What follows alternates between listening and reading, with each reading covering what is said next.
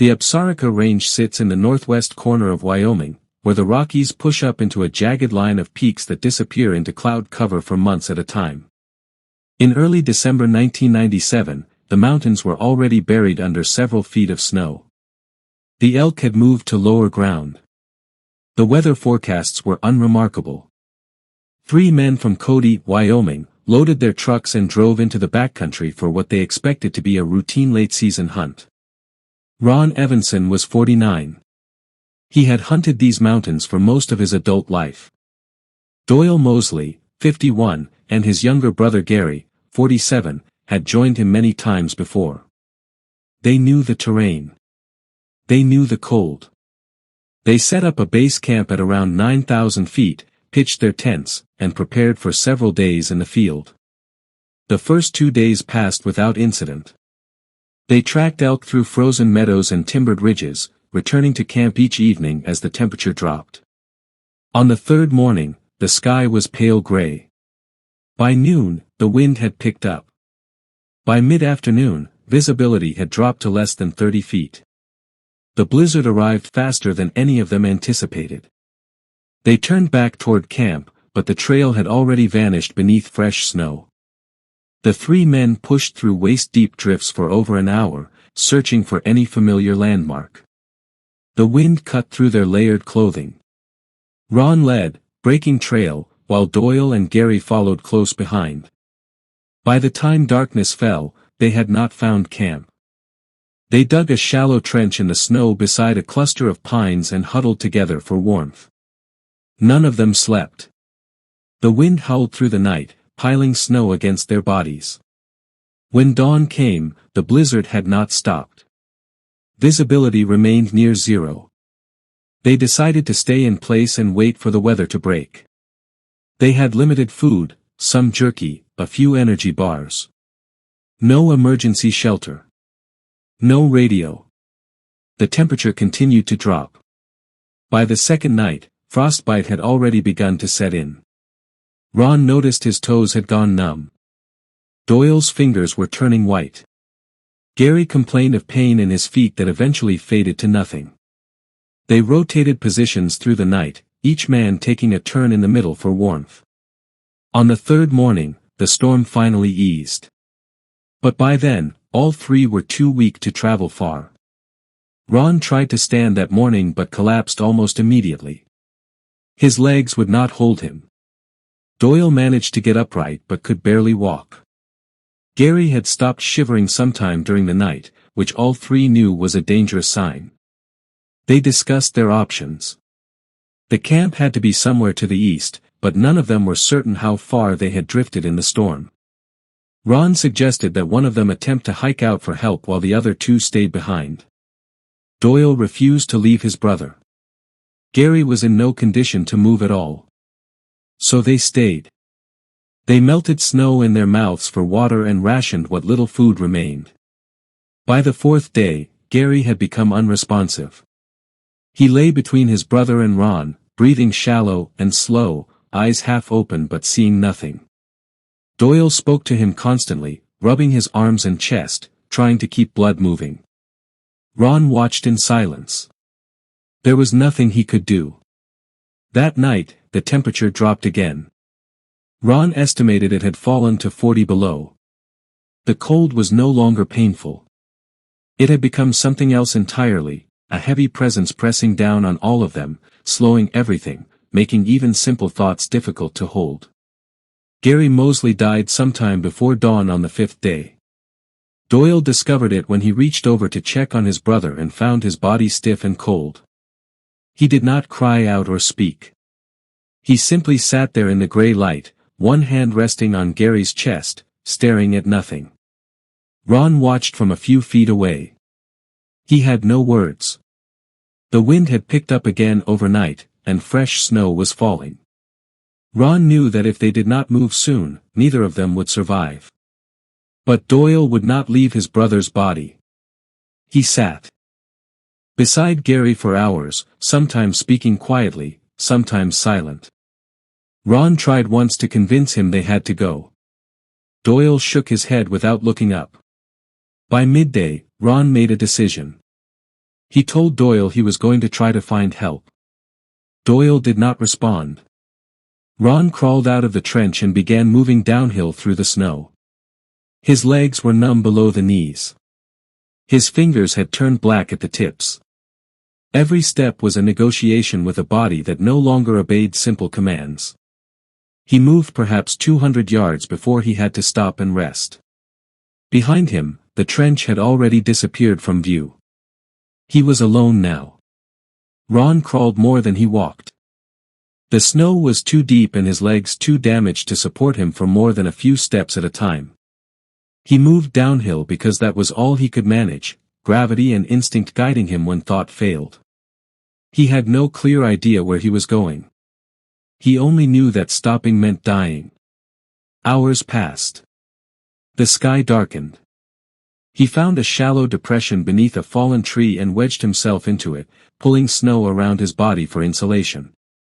He did not sleep so much as drift in and out of consciousness, his mind cycling through fragmented images, his wife, his children, the faces of Doyle and Gary. When light returned, he started moving again. His hands were useless now. He could not grip anything. He pushed himself forward with his forearms, dragging his legs behind him. At some point that second day alone, he heard a sound, a helicopter, distant but unmistakable. He tried to wave but could not lift his arms high enough. The sound faded. He kept moving. By nightfall, he had covered perhaps half a mile. He found another tree, another hollow, and collapsed into it. He was no longer cold. He was no longer anything. His body had passed beyond pain into a kind of stillness that felt almost peaceful. He knew what that meant. Back at the trench, Doyle Moseley was still alive. He had not moved from his brother's side. The snow had continued to fall, and by the second night alone, the trench was nearly buried. Doyle had stopped eating.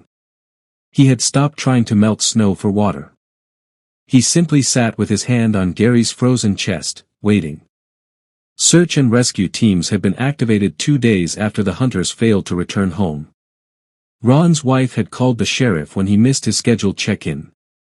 But the weather had grounded helicopters and made ground access nearly impossible.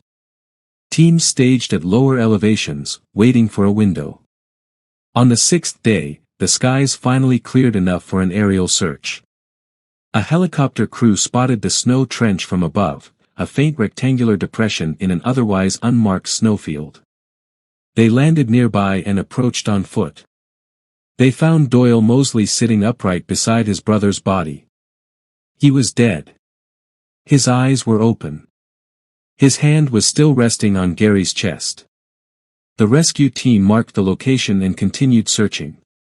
Ron Evenson was not there. His trail, such as it was, had been erased by fresh snow. They widened the search radius and kept flying. They found Ron Evenson on the 7th day. He was lying in a shallow hollow beneath a snow-laden pine, approximately 3/4 of a mile from where they had discovered the Moseley brothers. He was not moving. One of the rescue team members approached and called out to him. There was no response. The rescuer knelt beside him and placed a hand on his chest. Ron Evenson opened his eyes. He was alive. Barely. His core temperature had dropped to a level that should have killed him. His hands and feet were severely frostbitten, blackened and frozen solid. He could not speak above a whisper.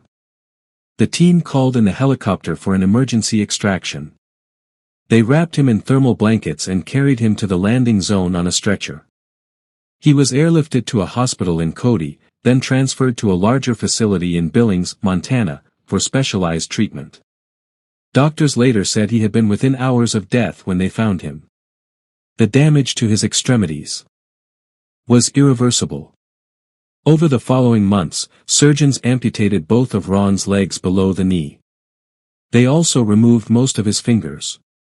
He would spend nearly a year in rehabilitation learning to walk again on prosthetics. Ron Evenson returned home to Cody in the fall of 1998. He was a different man. He moved through the world on prosthetic legs and gripped objects with hands that were missing most of their fingers. Simple tasks required immense concentration. He tired easily. But he was alive. In interviews given years later, Ron spoke carefully about what had happened on that mountain. He did not dramatize. He did not claim heroism. He described the cold, the confusion, the slow deterioration of his friends.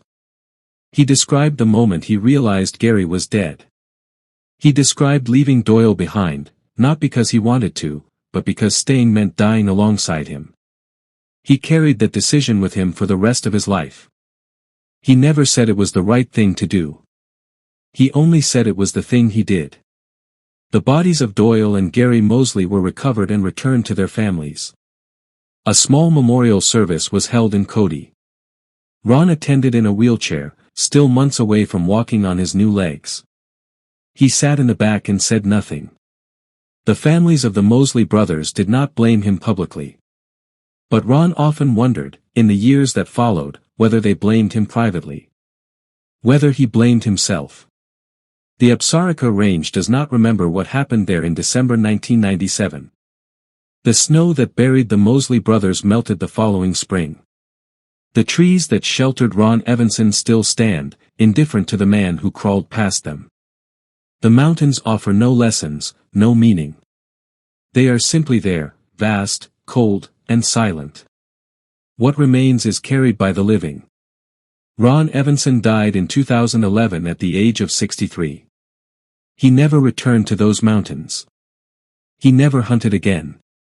In his final years, he lived quietly in Cody with his wife, visited by his children and grandchildren. He did not speak often about the incident unless asked directly. When he did speak, he was measured and factual. He did not embellish. He did not seek sympathy. He simply told the truth as he remembered it: 3 men who went into the mountains, 2 who did not come back, and 1 who crawled out with pieces of himself left behind in the snow. There is no moral to this story. No redemption arc. No triumphant survivor overcoming impossible odds through sheer will. There is only what happened. A blizzard. A wrong turn. A slow, quiet series of decisions made by ordinary men facing circumstances none of them were prepared for. The families of Doyle and Gary Moseley continued to live in the Cody area. They did not speak publicly about the incident in the years that followed. The local community remembered the 2 brothers as hunters, neighbors, and friends, not as victims of the mountain. Their names appeared briefly in regional newspapers at the time of the recovery, then faded from public record. No books were written. No documentaries were made. The story existed only in the memories of those who knew them and in the scattered archives of search and rescue reports filed away in county offices.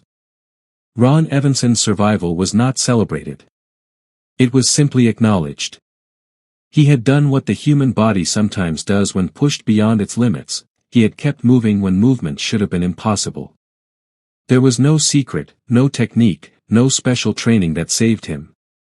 He was simply the one who did not stop. That is the nature of survival in its most honest form. It is not heroic. It is not inspirational. It is the body refusing to die, and the mind refusing to let go, long after reason says both should have ended. 3 men went into the mountains. 1 came back. The mountains remain.